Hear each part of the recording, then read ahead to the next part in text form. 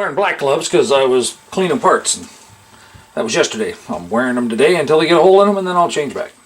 Hey, so what I'm playing with right now, this is a Toyota hub. Okay, this one had the machine work done and is modified to work on the Nissan spindle, the hardbody spindle. This happens to be a 720 spindle, but from this face out, it's identical to the hardbody. Okay, the 720 and the hardbody differ in the spacing here to the caliper. So what I've been looking at is, the last guy I turned a set of hubs for, actually a local guy, only lives about 6-7 miles from here, he wants me to turn the nose down a little bit more because he's still having a bit of a clearance issue with the back of the center cap on the rim. Now he's running, because it's 5-lug, he's running, I forget what he said. Anyway, they're a car wheel, Mitsubishi Galant maybe. Car hubs are typically smaller nose and everything like that, so I can understand why there's a little bit of clearance issue. They're not made as thick and as heavy as the truck wheels. So what I've been looking at this morning is with the caps, okay, and most of the time the caps are just so beat up and stuff like that. I've got some hammer marks in here where I was punching the dimple out, but that one had a spindle mark. You can see in there where this one's got some marks from hitting me into the spindle. Now that's when they were mounted on the Toyota hub, so I'm sure the Toyota spindle sticks out a bit further.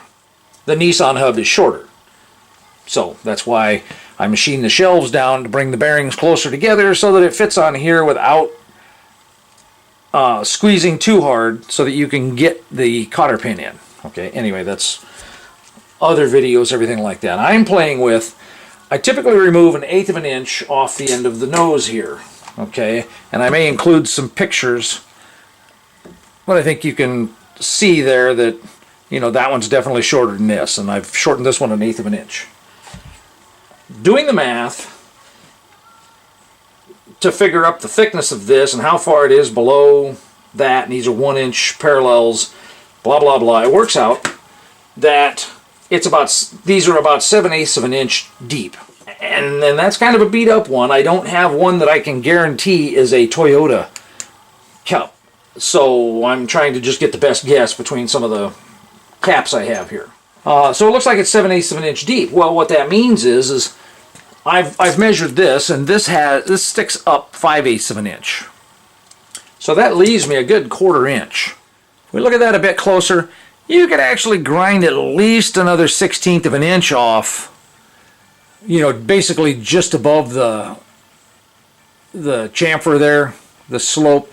Just grind off that outer end there and gain even a little bit more clearance, but I don't think that's necessary, but it could be done. So I think what I'm going to start doing on these is I'm at least going to go to 3/16. I'm a bit torn. I'm very tempted, and I may go another 1/8 of an inch, okay, because this one's already been cut down 1/8 of an inch, and I still, by the measurements, show I've got a full 1/4 inch of clearance, and that's even the one that's been beat up. So I think actually I am going to start going to a 1/4 inch, because that buys more room behind the wheel cap, behind the wheel's center cap, and there should still be at least 1/8 of an inch here. If it does kind of rub, the customer can grind the very tip off there a little bit, get a little bit more clearance, or they can, you know, hammer the cap back into shape a little bit better, you know. Oh, I should check and see what the clearance is with the Nissan. Yeah, let's do that. I got Nissan caps here. Yep, I have Nissan caps, and I'm going to go ahead and use this one because this one is actually a factory Nissan. There's the number if you want it. And taking a look at them, they look certainly close enough size-wise. So, of course, it's not like it matters if I take this out of the wrapper. It's going to come out of the wrapper sooner or later. I got to use the factory one because the factory one's actually a little shorter than this one. Oh, and you can see the top is a little bit flatter than that one. So this version here, it fits too. And yeah, the nose caps should interchange between Toyota and Nissan. If I remember right, when I looked up the dimensions before, they're the same. For this one, this is the Dorman China one.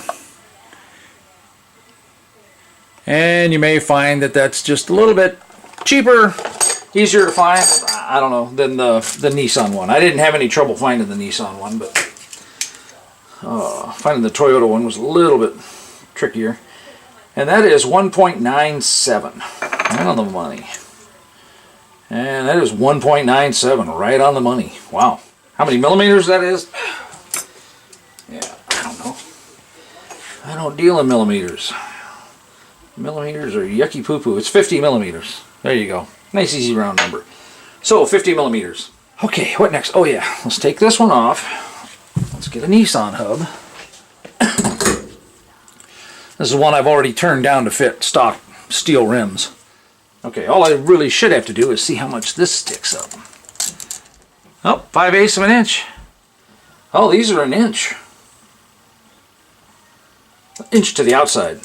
Take a 1/16 of an inch off of that for thickness. Not even a 32nd.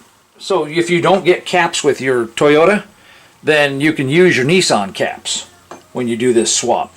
And I figured while I was recording this, I'd might as well throw this information in too. The modified Toyota hub to fit on a Nissan spindle, okay, the wheel mounting surface is 3 1/16. Nissan hub, back on the 6-lug hub, it is 3 3/16. So by switching over to the 5-lug, it pulls the wheel in 1/8 of an inch. I was just thinking about it and it dawned on me, going down another full 1.125, another 1/8 of an inch, will I hit here? Will this bottom edge hit the top of the bearing? And yes, it will. There's only 80 thousandths of clearance there. So I'm already down 0.125. I'm already down 1/8 of an inch. So I can go down another 80 thousandths, and then these two will touch. I don't want this, sticking up like that if I go down another 45 thousandths, because then there's a chance the cap might pop off. I'm going to cut this down from the factory height 200 thousandths and call it good. That will get as much clearance as possible to the back of the wheel center cap. Okay, and it will still leave plenty of room for the spindle inside there. Now if you need a bit more, you can always tap this down with a hammer, because there's still going to be a good bit of distance above the spindle there. Okay, and you could tap it down until it touches and then flip it back out and tap it back out a little bit more. There's another, that's another option there for getting a bit more clearance if this extra 80 thousandths doesn't quite do it.